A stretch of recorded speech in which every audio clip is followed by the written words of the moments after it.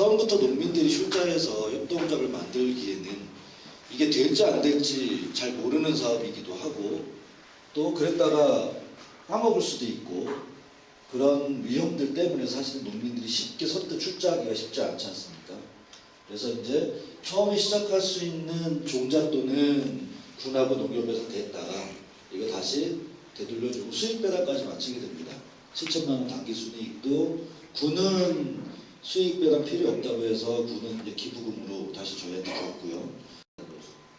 그래서 이거를 내 땅에서 더 2배의 소득을 올릴 수 있는 방법은 1차 농산물만 팔 게 아니라 가공품으로 만들어서 팔으면 2배, 3배 소득이 되더라.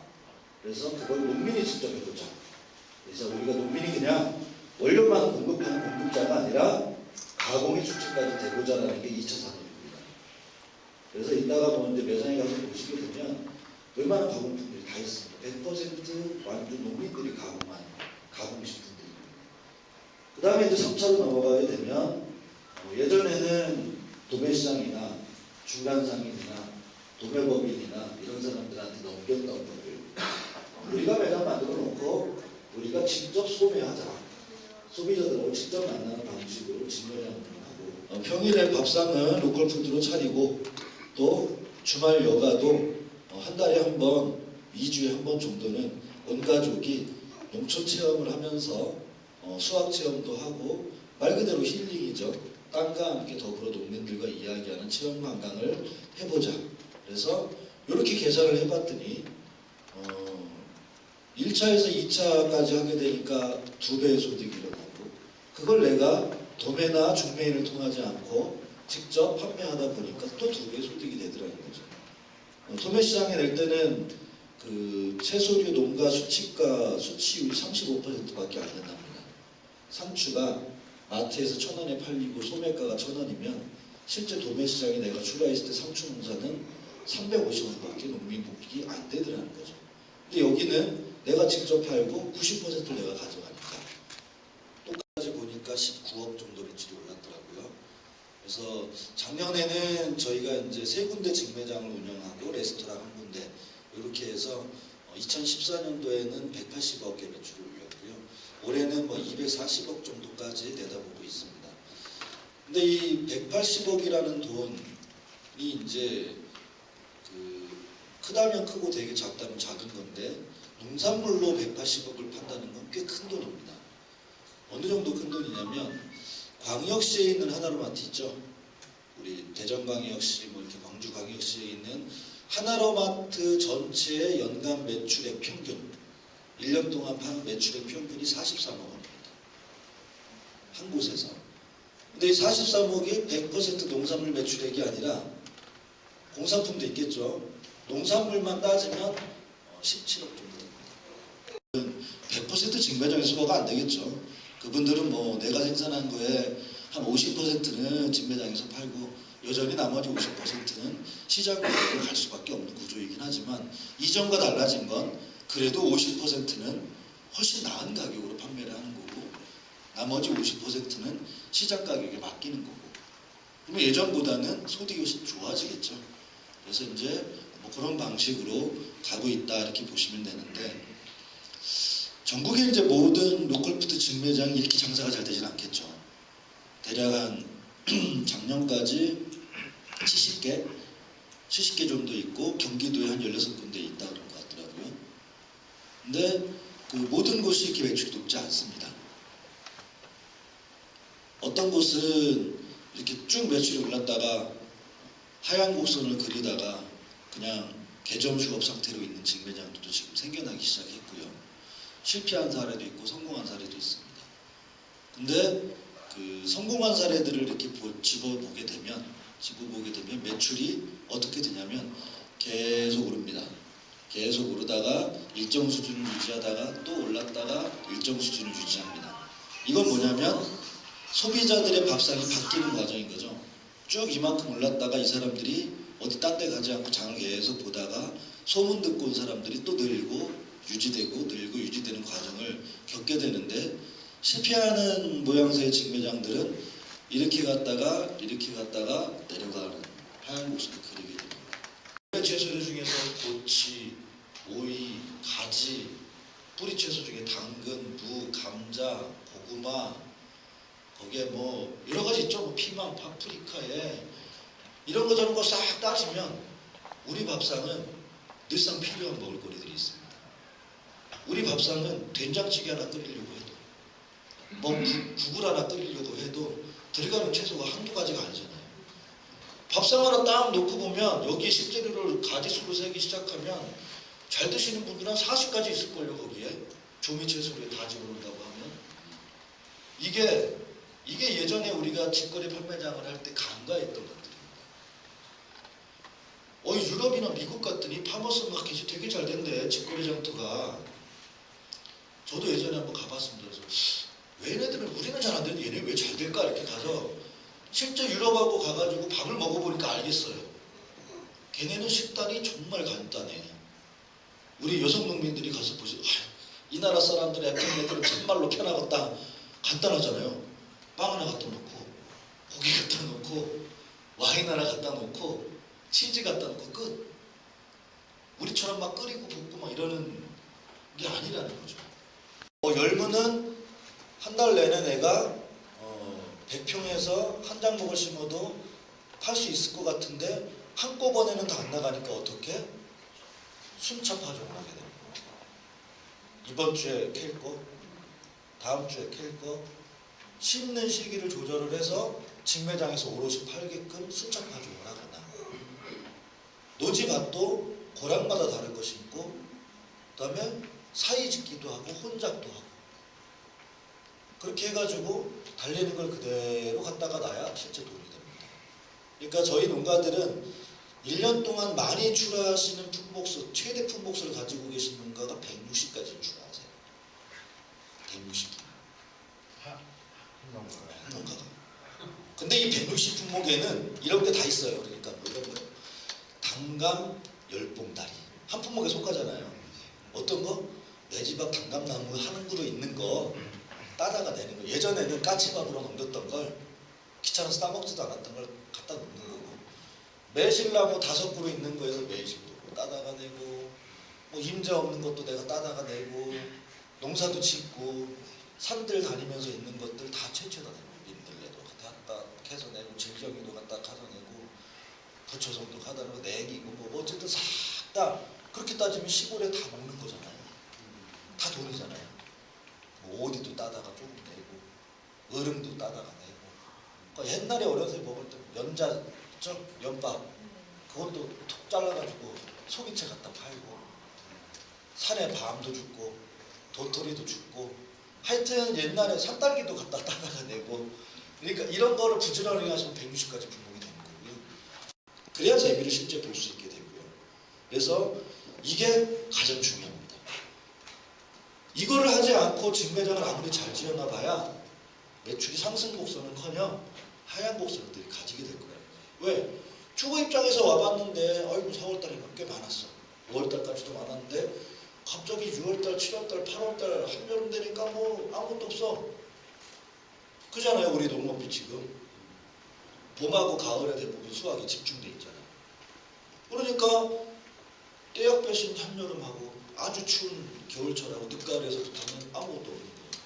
그러니까 주부 입장에서는 거기에 장보러 갈 수 있어요? 없어요?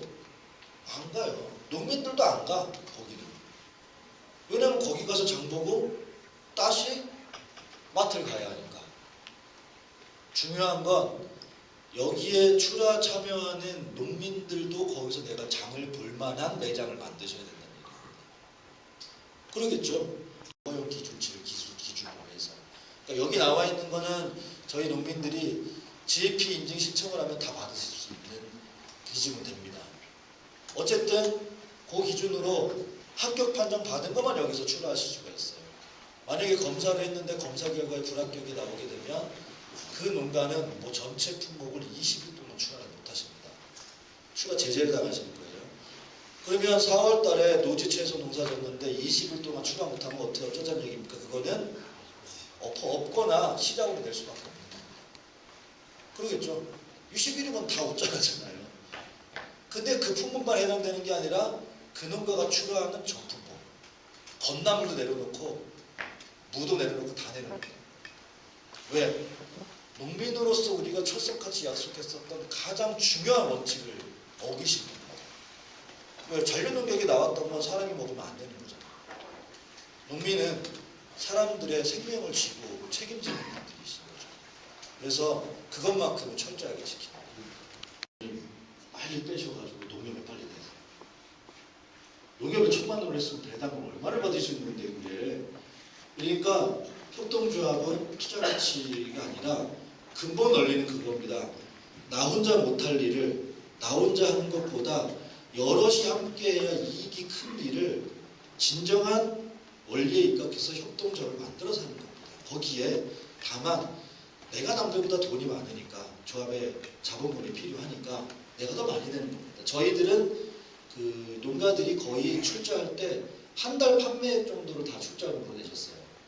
그러니까 한 달에 20만 원 용돈벌이 하시는 할머니는 20만 원 내고, 그리고 한 달에 500만 원 정도 매출을 올리는 과일 재배 농가는 500만 원 출자하신 겁니다. 그러니까 이제 그런 개념에서 협동조합을 출발해야 탈이 오는 거죠. 그래서 제가 그런 분들은 빨리 탈퇴하셔가지고 농협으로 빨리 그 출자를 넣으시라고. 그래서 협동조합은 투자해놓고 내가 거기에 뭐 배당을 받을 목적으로 만들어지는 게 아니고 일을 하자는 겁니다. 일할 때도 마찬가지고요. 위치 요건으로 따졌을 때도 마찬가지고 완전히 100배 좋다고 생각합니다. 100배 좋잖아요. 네. 친환경 농업으로 따져도 양평만 한 데가 없지 않습니까? 어떻게 보면 그 8당 유기농부터 시작해서 대한민국 유기농업의 그 첫째, 둘째 가라면 서러워하는 지역이, 그게 이제 제가 여기서 양평이 첫째라고 하면 다른 지역이 또 막 그러니까 어쨌든 어쨌든 그런 좋은 농업 여건도 가지고 계시고요. 위치적인 여건도 수도권에 포함되어져 있고요.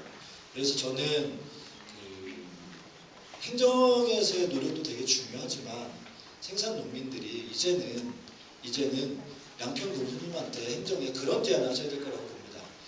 그 우리 보통 뭐 군수님 뭐 읍면 연초 방문하거나 뭐 이렇게 1년에 몇 번씩 하시잖아요. 하면은 맨날 내는 게 뭐 우리 안길 가로 좀 달아주세요. 뭐 이제 그런 거 말고 진지한 정책적 제안 하셨으면 좋겠어요. 농민들이. 우리 완주 가봤더니 우리 불편해도 알아서 살 테니까 그런 거는 다리 안 놔줘도 되니까 우리가 평생 먹고 살 큰 낚싯대 하나만 쥐어주시고 그게 농민 가공센터를 만들어주든 그런 정책을 한번 만들어주시고 우리가 힘써서 할 테니까 돈 달라는 소리 아니에요. 그런 터전과 길만 행정에서 닦아주시고 그러면 저는 된다고 봅니다. 그거를 거부할 정치인 아무도 없습니다. 군수도 없고 지역의 의원도 없습니다. 다 뭐 달라고 돈 달라고 이야기하니까.